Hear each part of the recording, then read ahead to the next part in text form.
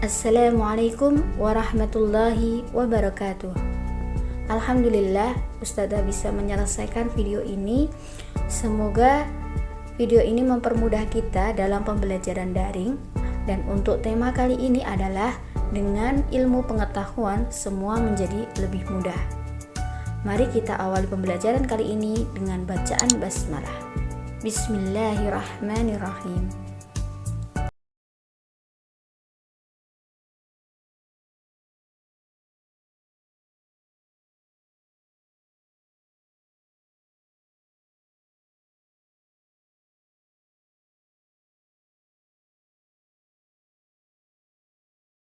Al-alim artinya maha mengetahuinya, dan lebih bagusnya lagi jika ditambah dengan bisa menerapkan apa yang sudah dipelajari.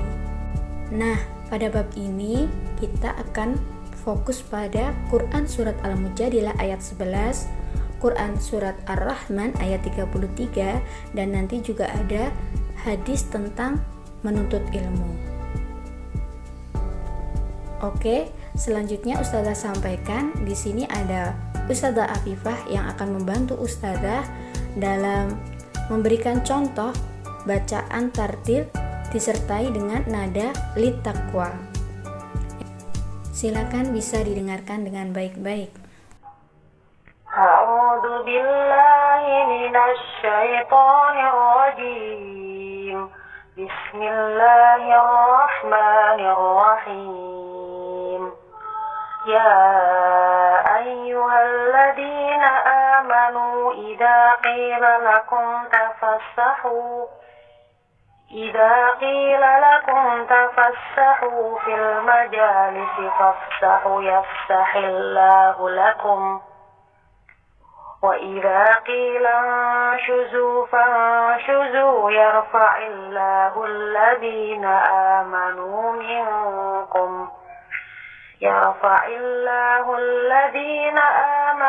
منكم والذين أوتوا العلم درجات والله بما تعملون خبير.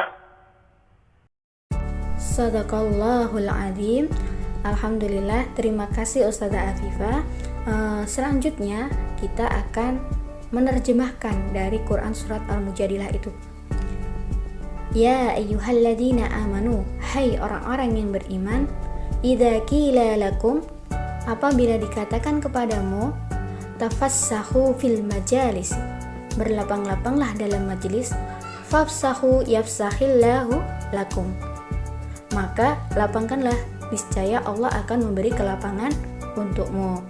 Wa idza qila suzu, dan apabila dikatakan berdirilah kamu, fansuzu, maka berdirilah.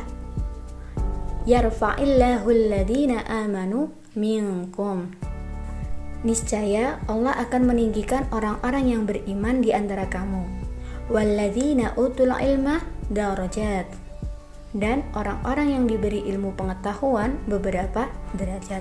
Wallahu bima ta'maluna khabir, dan Allah maha mengetahui apa yang kamu kerjakan. Kemudian bagaimana asbabun nuzul atau sebab turunnya Quran surat Al-Mujadilah ayat 11 ini? Nah, dengarkan dengan seksama ya. Jadi, menurut riwayat Mutakil bin Hubban, ayat ini turun pada hari Jumat. Ketika itu Rasulullah SAW sedang duduk di ruangan tempat berkumpul dengan para sahabat-sahabat Rasul. Tempat itu agak sempit dan sahabat dari Muhajirin dan Ansor telah berkumpul. Beberapa orang sahabat turut dalam perang Badar telah hadir, dan kemudian datang pula yang lainnya. Orang yang baru datang mengucapkan salam kepada Rasulullah dan kepada orang-orang yang telah hadir terlebih dahulu. Salam mereka dijawab oleh orang yang telah hadir, tapi mereka tidak bergeser dari tempat duduk mereka, sehingga orang-orang yang baru datang itu terpaksa berdiri. Melihat hal itu, Rasulullah merasakan kurang senang. Mereka adalah sahabat-sahabat yang mendapatkan penghargaan istimewa dari Allah karena mereka turut dalam peperangan Badar. Akhirnya, Rasulullah bersabda kepada sahabat-sahabat yang bukan ahli Badar, Hai fulan, berdirilah engkau. Hai fulan, engkau berdirilah pula.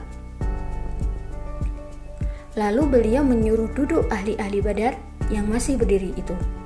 Tetapi yang disuruh berdiri, ada yang wajahnya terbayang rasa kurang senang atas hal yang demikian, dan orang munafik yang turut hadir mulailah membisikkan celaannya atas apa yang demikian, seraya berkata, itu perbuatan yang tidak adil demi Allah.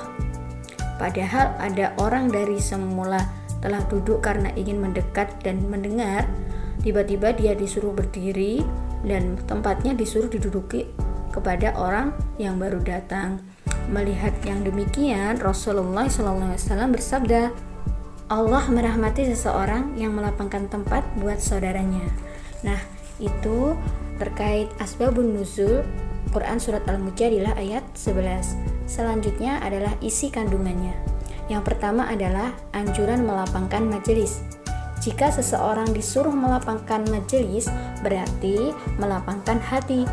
Jika dia disuruh berdiri sekalipun, lalu memberikan tempatnya kepada orang yang patut didudukkan di muka, janganlah dia berkecil hati, melainkan hendaklah dia berlapang dada.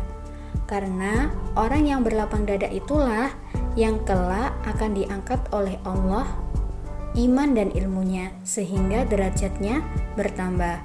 Kedua, Allah mengangkat derajat seseorang itu dengan iman dan ilmunya. Orang yang diangkat oleh Allah derajatnya lebih tinggi daripada orang yang kebanyakan. Pertama karena imannya, kedua karena ilmunya. Dan yang ketiga, pokok hidup utama adalah iman dan pengiringnya adalah ilmu.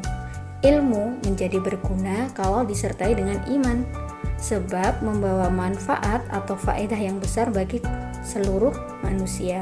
Tetapi ilmu bisa menjadi bencana dan tidak bermanfaat jika dipergunakan orang untuk memusnahkan sesama manusia, sebab jiwanya tidak dikontrol oleh iman.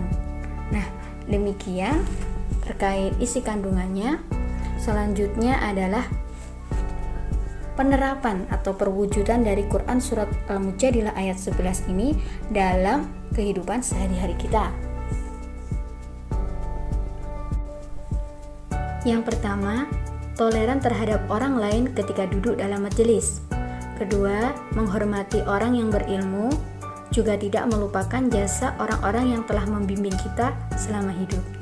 3. Memiliki rasa ingin tahu yang tinggi dan berusaha untuk mendapatkan pengetahuan tersebut. Keempat, bersikap sopan saat belajar dan selalu menghargai dan menghormati guru. Kelima, senang mendatangi guru untuk meminta penjelasan tentang ilmu.